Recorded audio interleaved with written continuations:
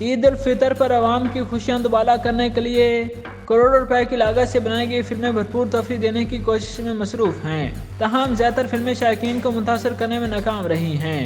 پاکستان میں عید جیسے تہوار ہی فلم سازوں کی کامیابی کے لیے بہترین موقع ہوتے ہیں، کیونکہ شائقین اس موقع پر سنیما کا زیادہ رخ کرتے ہیں۔ یہی وجہ ہے کہ عید کے لیے فلموں کی تیاری پہلے ہی شروع ہو جاتی ہے اور ان کی پروموشن کے لیے بھی سر توڑ کوششیں کی جاتی ہیں۔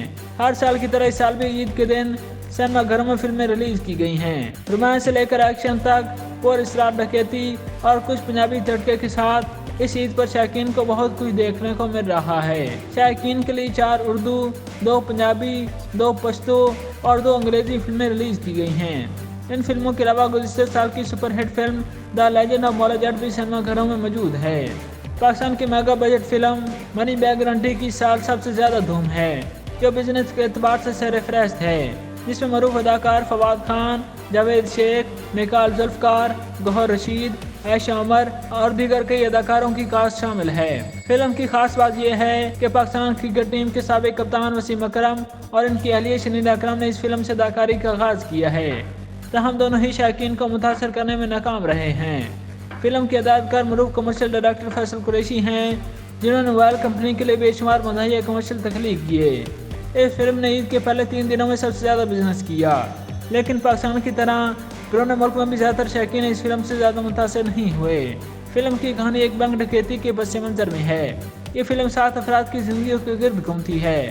کہا جا رہا ہے یہ فلم نہ صرف پاکستانیوں کے لیے بلکہ پوری دنیا کے لوگوں سے متعلق ہے۔ فلم کی شوٹنگ بنیادی طور پر پاکستان میں کی گئی، تاہم کچھ مناظر تھائی لینڈ میں بھی شوٹ کیے گئے۔ بزنس کے اعتبار سے عید کی دوسری فلم ہوئے تم اجنبی ہے۔ شاید فلم درمانڈی والا انٹرٹینمنٹ کے زیر اہتمام بنائی گئی فلم ہوئے تم اجنبی میں نکال ذوالفقار اور صادق خان مرکزی کردار ادا کر رہے ہیں۔ یہ فلم معروف اینکر کامران شاہد نے تحریر کی، جس کے ڈائریکٹر بھی وہی ہیں۔ فلم انڈسٹری کے سینئر ڈائریکٹر نے فلم دیکھنے کے بعد کامران شاہد کی صلاحیتوں کی تعریف کرتے ہوئے کہا ہے کہ انہوں نے بہت اچھی فلم بنائی ہے۔ فلم کی کہانی میں ناظرین کو 1971 کی جنگ کے پس منظر میں ہونے والی ان کہیں محبت کی داستانوں میں واپس آنے کا موقع فراہم کیا گیا ہے، جبکہ اس کے ساتھ ساتھ اس میں سب سے زیادہ دلکش عنوانی کہانیوں میں سے ایک کو غیر معمولی فلیش بیک کے ساتھ ناظرین کو پیش کیا گیا ہے۔ فلم میں سہیل احمد، محمود اسلم، شفقت چیمہ، سمینہ پیرزادہ، عائشہ عمر، شمعون عباسی، علی خان اور فلم سٹار شاہد جیسے پسندیدہ تجربہ کار فنکار بھی مختلف کردار کر رہے ہیں۔ ندیم چیمہ کی ایکشن اور کامیڈی سے بھرپور فلم دوڑ عید کی تیسری فلم ہے، جسے اگرچہ کم شوز ملے ہیں لیکن پھر بھی لوگ اسے دیکھ رہے ہیں۔ فلم کے نمایاں ستاروں میں اسد محمود، سلیم میراج اور شفقت چیمہ شامل ہیں۔ یہ فلم ایکشن سے بھرپور ہے، لیکن بہت سے فنکاروں کی پرفارمنس انتہائی کمزور ہے۔ فلم کے زیادہ تر فنکار اپنی پرفارمنس سے متاثر کرنے میں ناکام رہے ہیں۔ ایکشن کے متوالوں کے لیے کراچی کے انڈر گراؤنڈ کلچر پر مبنی کرائم تھرلر فلم دادل بھی ریلیز کی گئی، جسے کراچی میں اچھا رسپانس ملا، لیکن پنجاب میں سے بہت کم سنیما گھروں میں ریلیز کیا گیا۔ فلم کے ہدایتکار ابو الہی ناظرین کو مسلسل تفریح کہانیاں فراہم کرنے کے لیے جانے جاتے ہیں۔ انہوں نے کئی سالوں میں متعدد فلمیں بنائی ہیں، جس میں انڈسٹری کے بڑے ناموں نے دلچسپ اور مخصوص کہانیوں کے ساتھ اداکاری کی ہے۔ دادل بھی انہی کا شاہکار ہے، جس میں اداکارہ سونیا حسین، محسن عباس حیدر مرکزی کردار ادا کر رہے ہیں۔